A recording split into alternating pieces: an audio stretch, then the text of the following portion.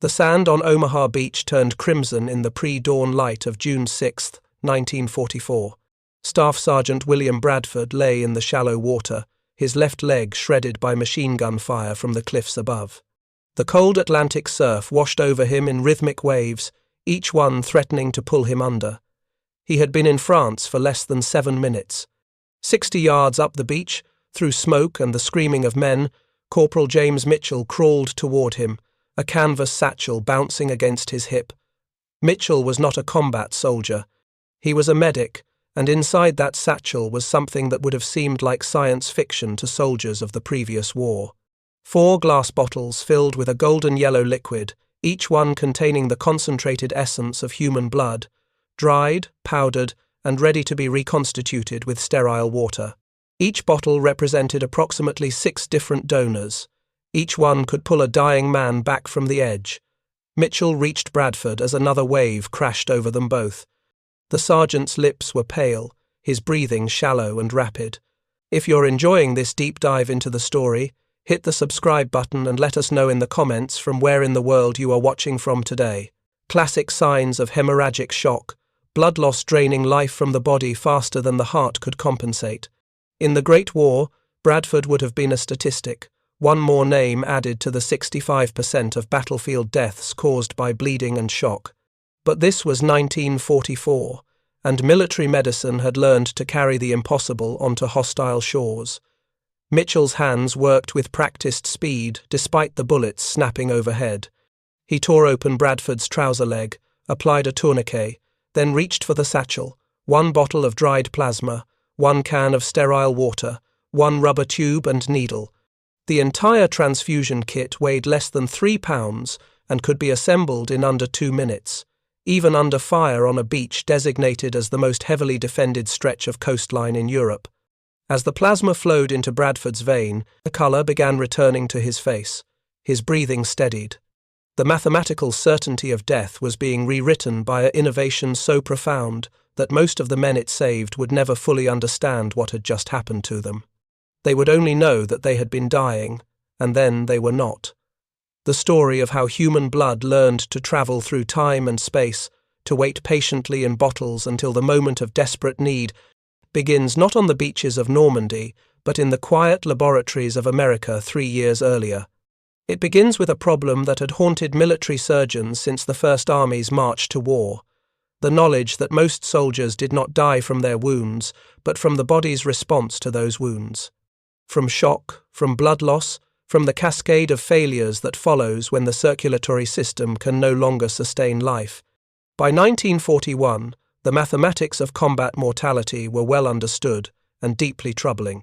Medical officers examining casualty data from the Spanish Civil War, from the opening years of the Second World War in Europe, from every modern conflict, saw the same pattern repeating with grim consistency. Soldiers who received medical attention within the first hour after wounding had survival rates exceeding 90%. Those who waited longer died at rates that increased exponentially with each passing hour. The challenge was not ignorance. Military doctors knew exactly what dying soldiers needed. They needed blood volume restored.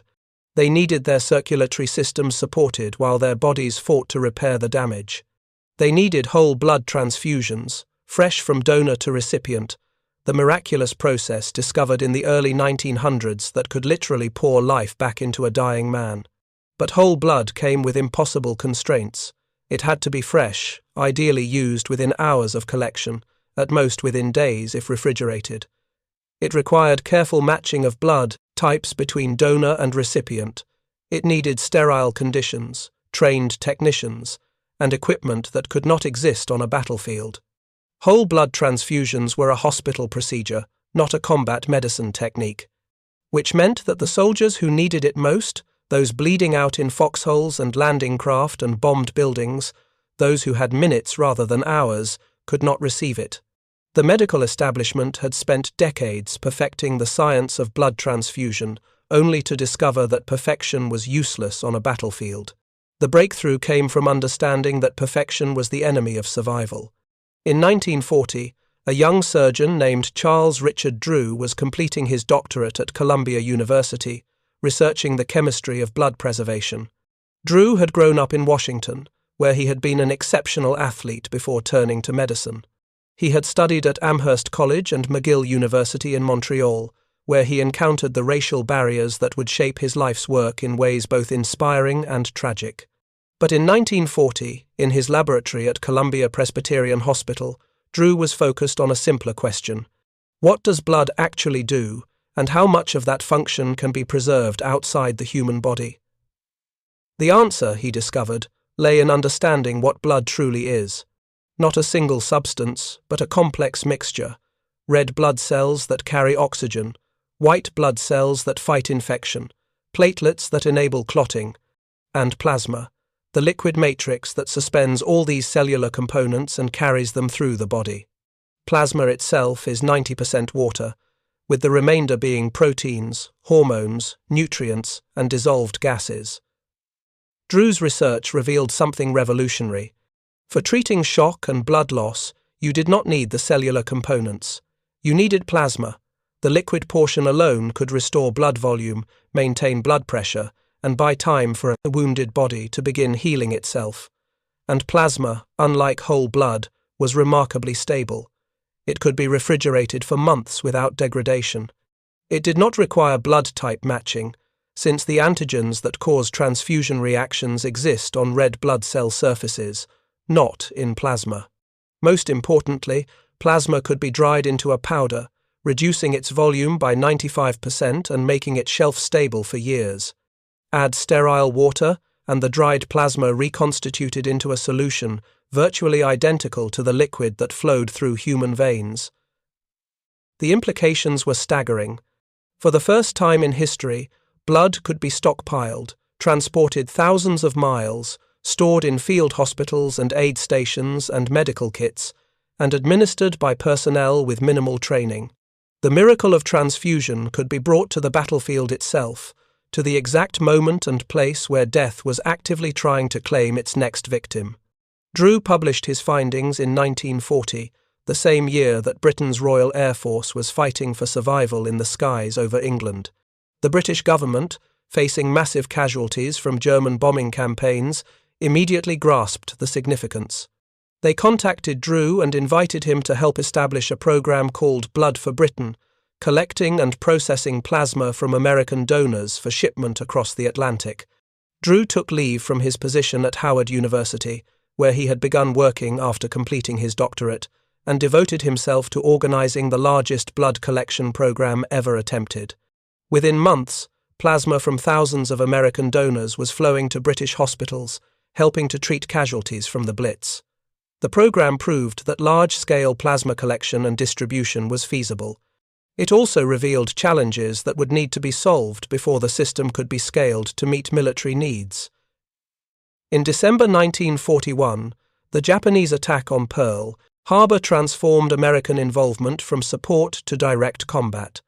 The United States military suddenly faced the prospect of fighting a two-ocean war with millions of men who would be exposed to enemy fire.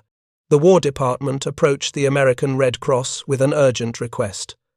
Establish a national blood donor program capable of collecting and processing enough plasma to supply every theater of operations. The Red Cross turned to Charles Drew. In February 1942, Drew was appointed medical director of the first American Red Cross blood bank and assistant director of blood procurement for the National Research Council. His task was to create, essentially from nothing, an industrial system for harvesting and processing human blood on a scale never before attempted. The challenges were immense and interconnected. Blood collection required recruiting millions of volunteer donors, establishing collection centers in cities across the nation, training thousands of technicians, and developing standardized procedures that ensured safety and consistency. Processing required laboratories capable of separating plasma from cellular components, sterilizing and bottling the plasma, and either refrigerating it for liquid storage or freeze-drying it into powder. Distribution required transportation networks that could move blood products from collection centers to processing facilities, to military depots, to ships and aircraft bound for combat zones. Quality control required testing protocols that caught contamination or degradation before tainted plasma reached wounded soldiers. And all of this had to be accomplished while the nation was simultaneously mobilizing its entire economy for war production. Drew approached the problem with the systematic rigor of a scientist and the improvisational creativity of a surgeon. He established standardized protocols for every step of the process. Donors were screened for infectious diseases. Blood was drawn using sterile technique into bottles containing anticoagulant. The bottles were labeled with donor information and blood type, then rushed to processing centers while still fresh. At the processing centers, blood was centrifuged to separate the heavier cellular components from the lighter plasma. The plasma was drawn off, tested for sterility, and either refrigerated as liquid plasma or sent to facilities equipped for freeze-drying. The freeze-drying process, adapted from pharmaceutical manufacturing, involved freezing the plasma and then subjecting it to vacuum pressure that caused the ice to sublimate directly into water vapor, leaving behind a dry powder that retained the plasma's biological properties. The dried plasma was packaged in glass bottles, each containing enough powder to reconstitute into approximately 250 milliliters of liquid plasma when mixed with sterile water. Each bottle was sealed, sterilized, and packed into small boxes alongside a can of distilled water, rubber tubing, and needles. The complete transfusion kit was small enough to fit in a medic's satchel and simple enough that a soldier with basic training could administer it. By mid-1942, the system was operational. Blood banks opened in cities nationwide. Mobile collection units traveled to factories and military bases. Newspaper advertisements and radio broadcasts urged citizens to donate, framing it as a patriotic duty equivalent to buying war bonds or working in defense plants. The response was overwhelming. Millions of Americans lined up to donate, their blood drawn and transformed into the golden powder that would cross oceans to save lives they would never know. The scale of the operation was unprecedented. By the end of the war, the American Red Cross would collect over 13 million units of blood, processing it into plasma that supplied every theater of operations from North Africa to the Pacific Islands to the European continent. Production numbers that would have seemed impossible in 1941 became routine by 1943. Thousands of bottles of dried plasma moved through the supply system daily, stockpiled in field hospitals and distributed to frontline medical personnel. For the first time in military history, every combat medic carried the means to perform what had previously been a complex hospital procedure. But systems, no matter how well designed, prove themselves only in practice. The true test of plasma's effectiveness came not in laboratories but on battlefields, in the moments when theory collided with the brutal reality of modern warfare. It came in places like North Africa, where American forces first engaged German armor in serious combat. It came in Sicily and Italy, where soldiers fought up mountainsides under artillery fire. It came in the Pacific, where Marines stormed defended islands against fanatical resistance. And it came on a beach in Normandy, where Staff Sergeant William Bradford lay in the surf with a medic kneeling beside him, connecting a bottle of dried plasma to a needle in his arm, rewriting the mathematics of survival one transfusion at a time. The plasma that saved Bradford's life on Omaha Beach had been donated 6 months earlier by a factory worker in Cleveland, processed in a laboratory in New York, shipped across the Atlantic in the hold of a Liberty ship, and carried ashore in a medic's pack through machine gun fire. It represented the culmination of scientific research, industrial organization, and human compassion, combined into a system so effective that it fundamentally altered the nature of combat medicine. Before plasma, battlefield medicine meant treating wounds and hoping the body could survive the shock of injury. After plasma, medicine meant actively fighting shock itself, supporting the circulatory system while the body healed. The difference between those two approaches, measured in thousands of lives, saved in soldiers who walked away from wounds that would have killed them a generation earlier.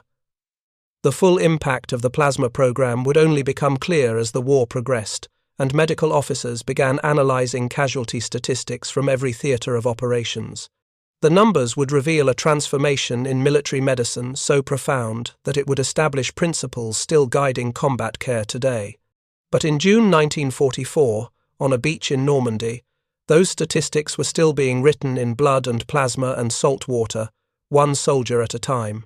The North African sun was a physical weight pressing down on the aid station tent outside Kasserine Pass. It was February 19th, 1943, and Captain Robert Kendrick had been operating continuously for 16 hours. The wounded kept arriving in the backs of ambulances and on stretchers carried by exhausted soldiers, casualties from the first major American engagement with German forces. The battle was not going well. Rommel's panzers had broken through American lines, and the retreat had turned chaotic. But inside the surgical tent, something remarkable was happening. Soldiers arrived in profound shock, their blood pressure barely detectable, their skin cold and clammy, their consciousness fading. Kendrick's team would start plasma transfusions before even beginning surgical procedures, and within minutes the patients would stabilize. Color would return to their faces, blood pressure would rise. The body, given time and volume support, would rally. Kendrick had trained in civilian hospitals where whole blood transfusions were considered advanced medicine, requiring careful preparation and ideal conditions. Here, under canvas in the desert, with dust infiltrating everything and temperatures swinging from freezing nights to blistering days, his medics were administering transfusions as routinely as applying bandages. The plasma bottles, sealed and sterile, survived conditions that would have rendered whole blood useless within hours. By the time American forces had regrouped and pushed back against the German offensive, Kendrick had developed a protocol that would spread throughout the Mediterranean theater. Every wounded soldier received plasma immediately upon reaching the aid station, before diagnosis, before surgery, before anything else. Support the circulatory system first. Everything else could wait. The survival rates were unlike anything military medicine had previously achieved. In Sicily, during the Allied invasion in July 1943, Major Thomas Whitmore commanded a forward aid station that moved with the advancing troops. His unit's assignment was to establish medical treatment points as close to the fighting as possible, minimizing the time between wounding and care. Whitmore's teams set up in abandoned buildings, in orchards, once in a bombed church with the roof open to the sky. Each location became a small factory of survival. Wounded soldiers arrived in trucks and jeeps, on mule carts, sometimes carried by their squadmates. Medics triaged them quickly, identifying those in shock. Plasma transfusions began within minutes. The bottles of dried powder mixed with distilled water looked almost magical in their simplicity. No refrigeration needed, no blood type matching required, no complex equipment. Just powder, water, and rubber tubing connecting life to the dying. Whitmore kept meticulous records, documenting every casualty that passed through his station. His notes, later compiled into official medical reports, revealed the plasma program's effectiveness in stark numerical terms. Of soldiers who arrived at his aid station in hemorrhagic shock, 97% survived to be evacuated to rear hospitals. In previous wars, most of these men would have died before ever seeing a surgeon. The Pacific Theater presented different challenges. The vast distances between islands meant that wounded soldiers often endured long evacuation times. Plasma proved even more critical in these conditions. On Guadalcanal, Tarawa, Saipan, and dozens of other islands whose names became synonymous with brutal combat, medics administered plasma in jungle clearings and on beaches, buying time for evacuation that could take hours or even days. Corpsman John D'Angelo served with the Marines during the Peleliu campaign in September 1944. The battle for that small coral island became one of the war's bloodiest, with Japanese defenders fighting from an elaborate cave system that turned every yard into a separate battle. D'Angelo moved with the assault companies, his medical bag heavy with plasma bottles and morphine syringes. He remembered one Marine, a kid from Montana whose name he never learned, hit by artillery fragments that tore open his abdomen. D'Angelo got plasma running while still under fire, the bottle propped on a rock while he worked to pack the wound. The Marine stayed conscious, talking about his family back home, his voice steady despite the catastrophic injury. He survived the evacuation to the hospital ship offshore, survived surgery, survived to return home. Without plasma, he would have bled out in the rocks within minutes. The numbers accumulated across every theatre of operations, and medical statisticians began compiling comprehensive analyses. If you find this story engaging, please take a moment to subscribe and enable notifications. It helps us continue producing in-depth content like this. The data revealed a transformation in combat mortality that justified every dollar and effort invested in the plasma program. Prior to widespread plasma availability, approximately 65% of combat deaths resulted from hemorrhagic shock and blood loss. By 1944, that percentage had dropped to approximately 35%. The overall mortality rate for wounded soldiers who reached medical treatment dropped from historical averages of around 8 to 10% down to approximately 3%. Put differently, 19 out of every 20 wounded soldiers who received medical care survived their injuries. This represented the highest survival rate for battlefield casualties in the history of warfare, a standard that would not be significantly improved until the medical advances of the Korean and Vietnam Wars. The improvement was not solely due to plasma. Antibiotics like penicillin played a crucial role in preventing infection, and surgical techniques had advanced considerably, but medical officers unanimously credited plasma as the single most important factor in reducing shock deaths. It was the first treatment given, the foundation upon which all other care was built. Brigadier General Fred Rankin, Chief Surgeon of the European Theatre of Operations, summarized the program's impact in his official report. He wrote that dried plasma had proven itself the most valuable single agent in the treatment of shock, and that its use in forward areas had unquestionably saved thousands of lives.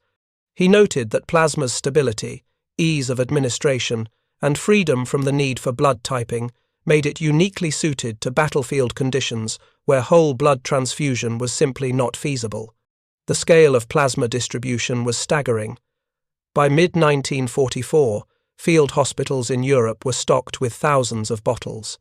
Every aid station maintained supplies sufficient for sustained operations.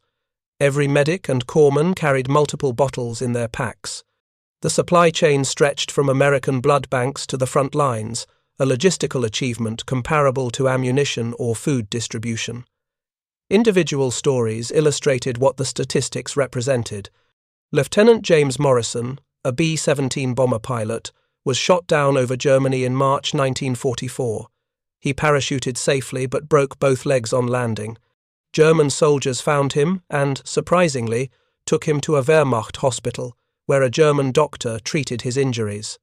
The doctor, trained in pre-war Berlin, recognized Morrison was in shock and needed plasma. The Wehrmacht had no plasma program. German military medicine had not adopted the innovation. The doctor could only provide morphine and hope Morrison's body could survive the trauma on its own. Morrison spent 3 days hovering near death before his condition slowly stabilized. After the war, Morrison learned that American prisoners of war in German camps were being kept alive, in part because the International Red Cross was shipping plasma to prison camp hospitals. The irony was not lost on him. American plasma, donated by civilians who would never know the recipients, was crossing enemy lines to save American soldiers from the consequences of Germany's failure to develop its own plasma program. The Japanese military similarly lacked an effective plasma system. Japanese soldiers wounded in combat faced the same mortality rates that had plagued armies throughout history. American forces advancing through the Pacific would sometimes find Japanese aid stations where wounded soldiers had died of shock from wounds that American medics could have treated successfully with plasma. The technological gap in combat medicine was as significant as the gaps in radar, logistics, or aircraft design. Back in the United States, the blood collection program continued at increasing scale. By 1944, the Red Cross operated blood donation centers in every major city. Mobile units visited rural areas, ensuring that geographic isolation did not prevent participation. The donation process had been streamlined to the point where a trained technician could complete a collection in under 15 minutes. Donors received a card certifying their contribution and a pin they could wear identifying them as blood donors.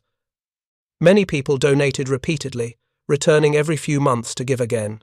Some families made it a collective effort, with multiple members donating on the same day. The program became a way for civilians to feel directly connected to the war effort, to know that their contribution was literally saving lives on distant battlefields. The media coverage emphasized this connection. Newspapers ran stories with headlines like "Your blood saved my life," featuring testimonials from recovered soldiers. Radio broadcasts included appeals from military medical officers describing plasma's importance. Movie theaters showed newsreels of medics administering plasma under fire, demonstrating to audiences exactly how their donations were being used. The personal nature of blood donation resonated deeply with a public desperate to contribute meaningfully to the war effort. Unlike buying war bonds, which supported abstract financing needs, or working in defense plants, which produced equipment that might or might not be used effectively, donating blood created a direct, visceral connection. Your blood, taken from your body, would flow through the veins of a wounded soldier and keep him alive. The connection was intimate and undeniable. Charles Drew watched the program he had created expand beyond anything he had initially envisioned. By 1943, he had returned to Howard University to continue his surgical practice and teaching, but he remained connected to the blood program through consulting and advisory roles. He published papers on plasma preservation techniques and trained other physicians in proper transfusion procedures. But Drew's relationship with the blood program was complicated by a bitter irony. In early 1942, as the American Red Cross was establishing its national blood collection program, military officials had implemented a policy requiring segregation of blood donations by race. Blood from black donors was processed and stored separately from blood donated by white Americans, even though Drew's own research had conclusively proven that plasma was identical regardless of the donor's race. The policy had no scientific basis. It existed purely to accommodate racial prejudices, based on the irrational belief that blood carried racial characteristics, and that mixing blood from different races was somehow dangerous or offensive. Drew had argued vehemently against the policy, pointing out that it contradicted everything known about blood chemistry and biology. Plasma was plasma, regardless of who donated it. His objections were ignored. The military maintained the segregation policy throughout the war, with blood from black donors marked and stored separately, used primarily for black servicemen or in emergencies when supplies of white blood ran low. The absurdity of the policy was most apparent overseas, where medics administering plasma to wounded soldiers often had no idea whether the donor had been white or black, and where it made absolutely no difference to whether the transfusion saved the soldier's life. Drew's frustration with this policy exemplified the larger contradictions of his position. He was a black physician who had achieved extraordinary success in a field dominated by white practitioners. He had earned degrees from prestigious institutions, conducted groundbreaking research, and created a system that was saving thousands of lives. Yet he still faced discrimination that denied the basic humanity of his contributions. At Howard University, Drew focused on training the next generation of black physicians and surgeons. He was known as a demanding teacher who insisted on excellence and refused to accept mediocrity. His students remembered him as someone who carried himself with quiet dignity while navigating a world that constantly tried to diminish his achievements. On April 1, 1950, Drew was driving to a medical conference at Tuskegee Institute in Alabama, near Burlington, North Carolina. His car ran off the road. The exact circumstances remained disputed. Some reports suggested he fell asleep at the wheel after working late. Others indicated mechanical failure. What was certain was that Drew suffered massive injuries when the car rolled. He was taken to Alamance General Hospital in Burlington, where surgeons worked desperately to save him, but the injuries were too severe. Charles Drew died that morning at age 45. Rumors immediately began circulating that Drew had been denied treatment at a whites-only hospital and had bled to death while being transported to a hospital that would accept black patients. The rumors were false. Drew received immediate treatment at the nearest hospital, but the fact that such rumors were believable, that they spread so quickly and widely, spoke to the reality of segregated medicine in 1950. The irony of Drew potentially dying from lack of treatment when he had created the system that saved countless others resonated because it reflected the bitter truth of American racism. Drew's death was mourned throughout the medical community. Tributes poured in from colleagues who recognized his contributions to surgical technique, blood banking, and medical education. But the full recognition of his role in developing the plasma program would take decades to achieve.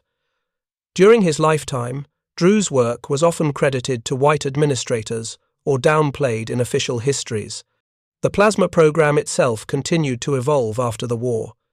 The Korean conflict saw further refinements, with helicopters enabling faster evacuation and more widespread use of whole blood alongside plasma. Vietnam introduced improved resuscitation techniques and the concept of golden hour medicine, getting wounded soldiers to surgical care within 60 minutes of injury.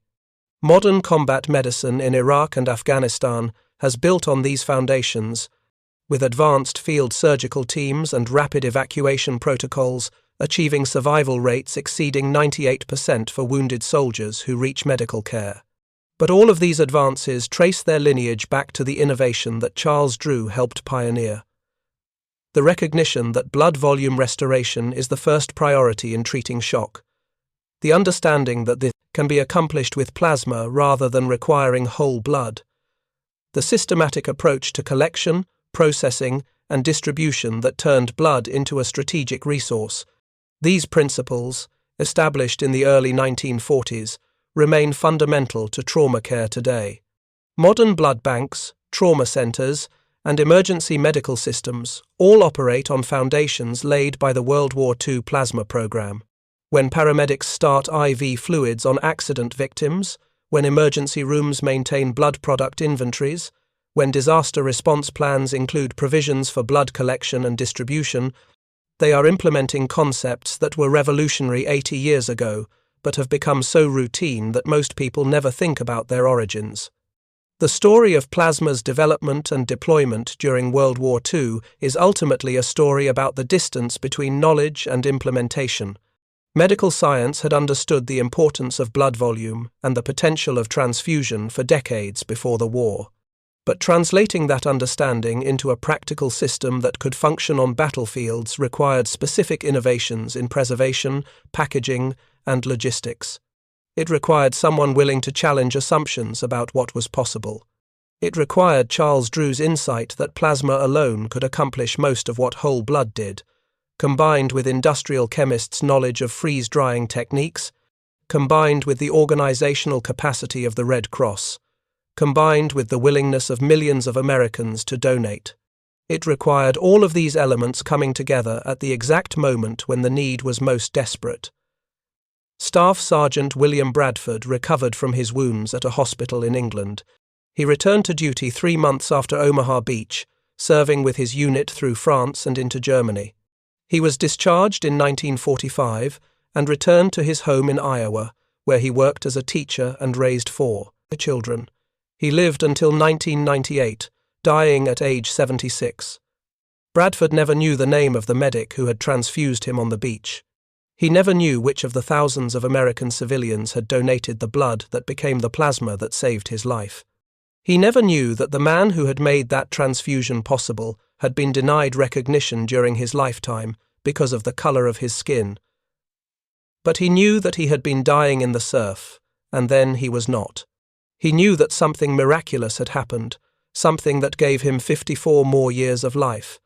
Multiply Bradford's story by hundreds of thousands, and you begin to understand the plasma program's true impact.